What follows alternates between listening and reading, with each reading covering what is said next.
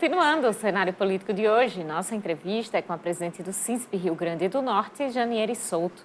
Para você participar, as nossas redes sociais estão à sua disposição para você mandar a sua mensagem, fazendo sua pergunta aqui para a nossa convidada de hoje e também falando sobre outros assuntos que envolvam cenário político. Estamos aí em época de campanha eleitoral, o pessoal está indo às ruas. Tem gente com muita disputa, olha, redes sociais, já tem vídeo falando de candidato A, tem vídeo falando de candidato B, tem conversa com o candidato, tem processo contra candidato, tem muita coisa aí nos bastidores acontecendo, são aquele velho moído da campanha eleitoral. O moído é grande, o pantinho é grande, viu, Carol? Então, você que está aí acompanhando o cenário político TCM e atento às redes sociais, sabe bem do que a gente está falando. Carol, no primeiro bloco eu falei aqui, né, que quem não tem aqui a TCM Telecom, um familiar que quer ter aqui, que quer assinar, né, os nossos pacotes de canais, de internet. Carol, acabei de ficar sabendo aqui de uma promoção dos 18 anos da TCM. Quem assinar a TCM, ligar aí para o 33150710, vai pagar apenas R$18 no primeiro mês. Então você escolhe o seu pacote aí de TV e internet, vai pagar apenas R$18 no primeiro mês. É uma promoção boa para você já passar esse mês de outubro assistindo, acompanhando aqui a nossa programação especial de eleições e acompanhar o dia do pleito, dia 15 de novembro, uma cobertura super especial aqui na sua TCM 10 HD. A gente segue, Carol, trazendo a agenda dos candidatos à Prefeitura de Mossoró. Acompanhe como vai ser a sexta-feira dos candidatos. A candidata Isolda Dantas, às 8 horas, visita a Cobal e adjacências. Às 9h30, visita o setor sindical. Às 2h30 da tarde, visita o setor empresarial. Às 4 da tarde, faz caminhada da Liberdade na ilha. O professor Ronaldo visita às 15 horas o mercado dos Paredões. A candidata Rosalba Ciarline, às 4h30 da tarde, faz caminhada, com início no cruzamento da rua José Leão com Assis Silva e término no Largo da Creche Tereza Nel, no Santo Antônio.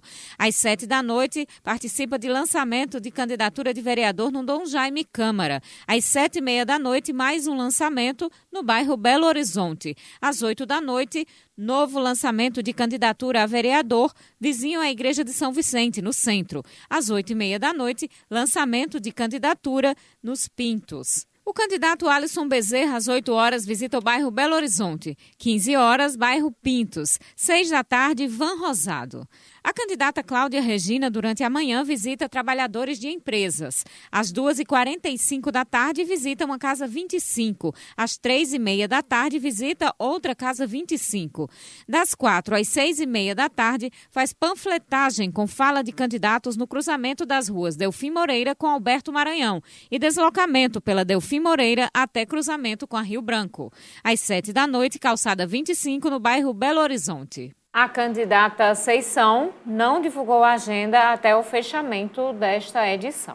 E agora a gente volta nosso bate-papo com Janiele Souto. Tem algumas perguntas aqui de telespectadores, viu, Janiele?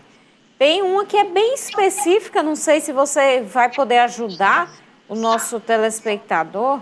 Ele é Francisco Chagas. Está aqui dizendo que é servidor da educação estadual, tem 58 anos, completou 35 anos de trabalho, sou GMN, antigo TED. Gostaria de saber quando posso dar entrada na minha aposentadoria. Agora ele vai ficar na regra de transição, vai aguardar. Hoje, Carol, ele reunia as condições para se aposentar, agora ele vai aguardar mais 3 anos para poder se aposentar. Veja bem, os efeitos da PEC da morte. A gente tem aqui também a pergunta seguinte: gostaria de perguntar como fica o abono de permanência dos servidores públicos para quem tiver direito à aposentadoria e continuar na ativa, se os próprios aposentados agora também pagam o IPE. É o Ivan Lopes, da Nova Betânia. Veja só, Carol, é bom que a gente lembre aqui que o abono de permanência na primeira proposta do governo no dia 17 de novembro, foi apresentado o abono de permanência, deixava de ser um direito, passando a ser uma concessão do gestor. Com as denúncias, com a reação contrária a isso do Fórum Estadual dos Servidores, tá certo? Nós reconquistamos, nós vencemos na luta, e o governo, ao enviar, dia 12 de fevereiro, a mensagem da emenda constitucional para a Assembleia, já colocou lá o abono de permanência. Eu vou chegar lá no valor, mas antes deixa eu só explicar. E aí, de fevereiro até setembro, o governo teve a oportunidade de corrigir outro termo da lei, porque até então, os servidores que têm aposentadoria especial, todos os servidores que têm aposentadoria especial, não fazia jus ao abono de permanência. O Supremo, no mês de maio, decidiu em plenário que todos os servidores que têm aposentadoria especial passaram a fazer gozo e uso do abono de permanência. Aí por isso que o governo colocou na lei o abono, houve uma correção no projeto de lei, nós fizemos essa consulta no dia 28 ao presidente do IPERN, tá certo? O governo teve a oportunidade de corrigir e colocar lá o abono de permanência como direito dos servidores para todos, independentemente de sua aposentadoria ser especial ou não. Agora, respondendo à pergunta do colega que é servidor nível médio do Estado, ele fica assim: se ele ganha até R$ 3.500, ele recebe integral. Se ele ganha acima de R$ 3.500, ele vai ter o desconto da Previdência. Janieri, com relação à questão que envolve aí, né, os maiores salários, o governo do Estado diz que quem recebe menos vai pagar menos. Mas a senhora já, inclusive, questionou aí sobre a alíquota de contribuição de 11%. E aí, atingindo, para quem ganha acima de R$ 30 mil, 18%. Qual é a avaliação do sindicato diante dessa alíquota máxima colocada aí na nova Previdência? O governo trocou 6 por meia dúzia. Ou seja, na alíquota máxima, nós tínhamos uma alíquota máxima de 16%. O governo colocou 18%. Um debate que nós do Fórum temos bem claro e tranquilidade sobre isso. Todas as entidades do Fórum. Nós queríamos e exigimos, ainda hoje, que a alíquota inicial fosse uma alíquota justa, de 7,5%. Afinal, o governo ficasse à vontade, até porque nós não conhecemos o número. Agora, veja bem, quando você coloca a isenção até 30 mil reais, 16%, depois de 30 mil, 18%. Quando você coloca isso com o abate lá no imposto de renda, ficou 14,5%, 15% de alíquota efetiva. Quem foi penalizado foi o pequeno, foi o menor servidor do Estado. E nós mostramos, Vanúvio, o governo do Estado é para fazer caixa com a fome, o desespero e a desesperança dos servidores. E nós saímos daquela votação triste. Foi um dos dias mais tristes de Janieri Souto enquanto dirigente sindical. Foi um dos dias mais tristes da minha vida de Janieri Souto, servidora pública desse Estado. Dia 4 de agosto, eu fiz 37 anos de serviço. Eu nunca tinha passado por um dia daquele. Quando a gente viu reduzir o salário de quem está aposentado, reduzir o salário da professora em 14%, reduzir o salário de todos os servidores, Vanúvio. Se eu tiver, olha como vai ser justo, eu ganho R$ 3.100, Mas se eu tiver 1% de aumento, eu ganhar 3.600, eu vou ser penalizado. O reajuste vai entrar por um lado no meu contra-cheque e vai sair na outra linha. Essa ação desse governo ela foi perversa e cruel com os servidores. Jamais podia ter feito uma alíquota para tributar o servidor aposentado, que hoje é isento. Foi somente para fazer caixa, todo mundo sabe. E ainda hoje tem um desencontro de informação qual é o déficit. O governo até hoje não sabe. Ele blefa, o mesmo secretário do dia 30 para cá já deu 3 déficits, o déficit mensal. Quanto é que vai arrecadar? Nós mostramos.